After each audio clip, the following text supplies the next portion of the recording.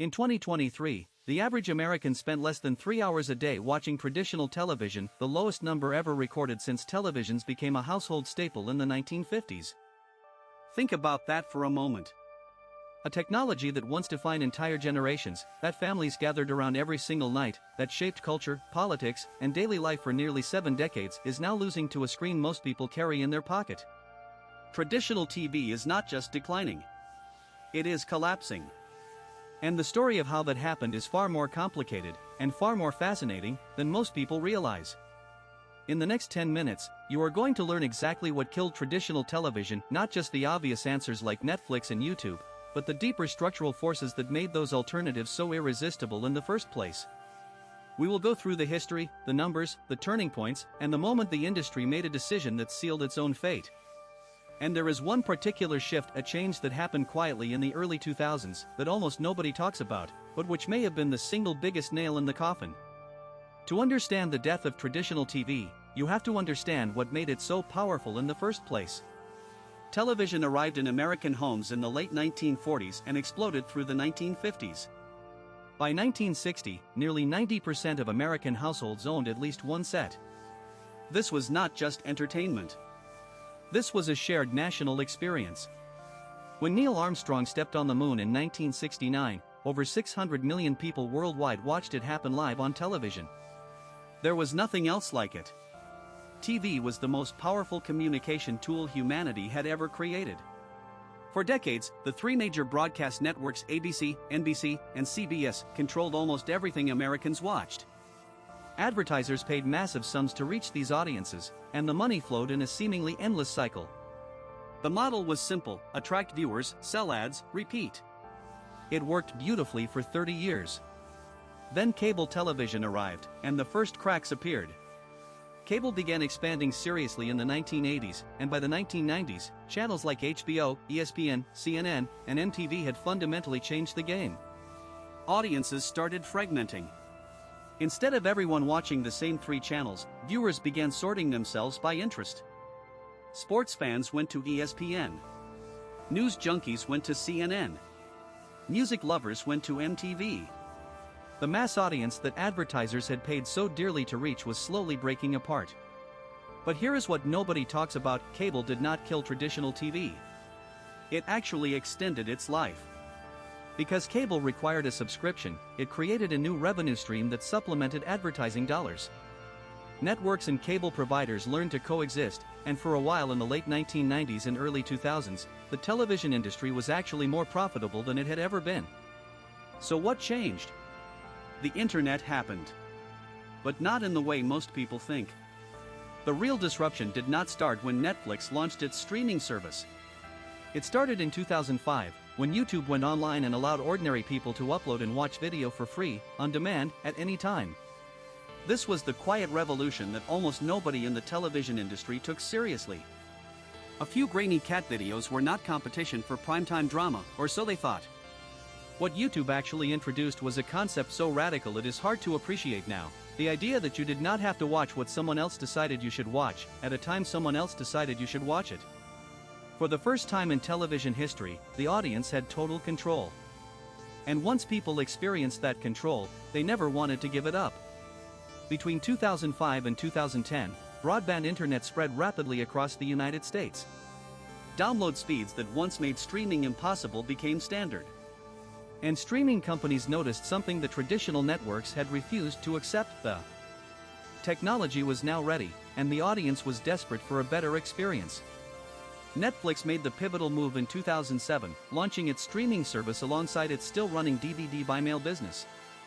At first, the content library was limited and the picture quality was unreliable.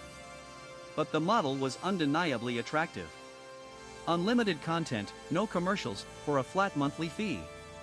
By 2010, Netflix had 20 million streaming subscribers.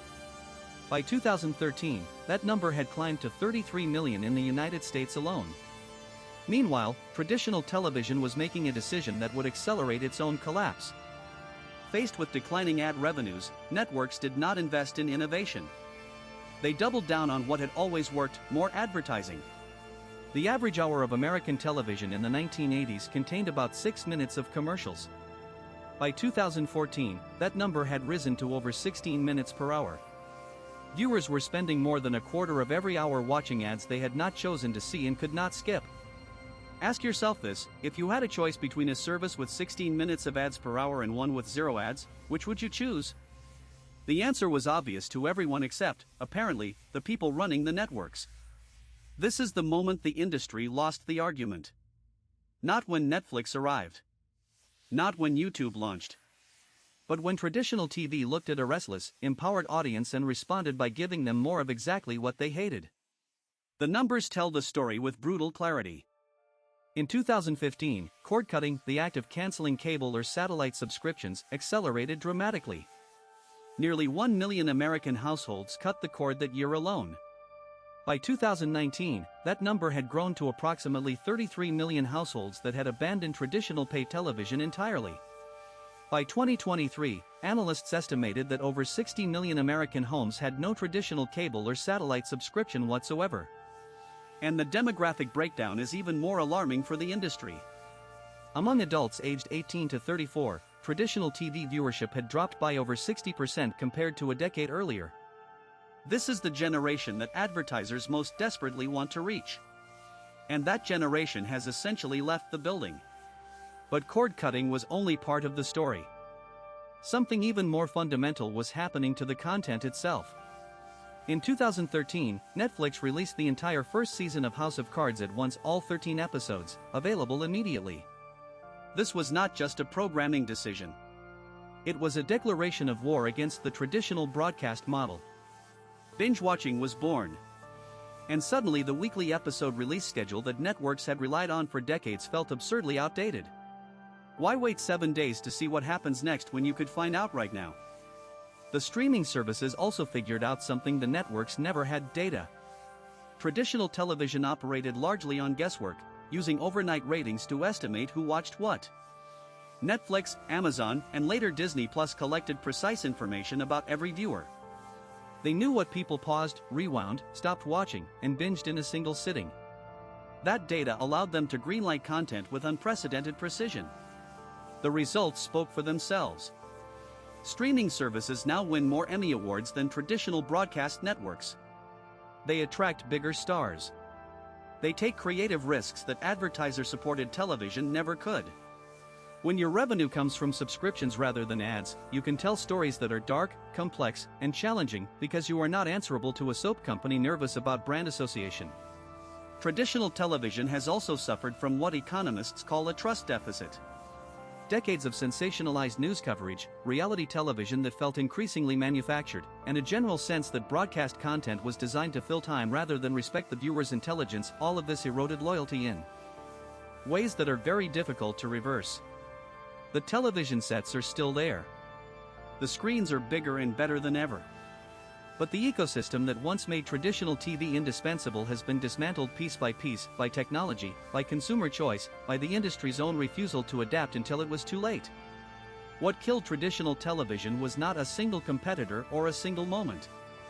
It was the collision of on-demand technology, personalized content, data-driven production, the elimination of commercial interruption, and decades of an industry prioritizing short-term ad revenue over long-term audience loyalty.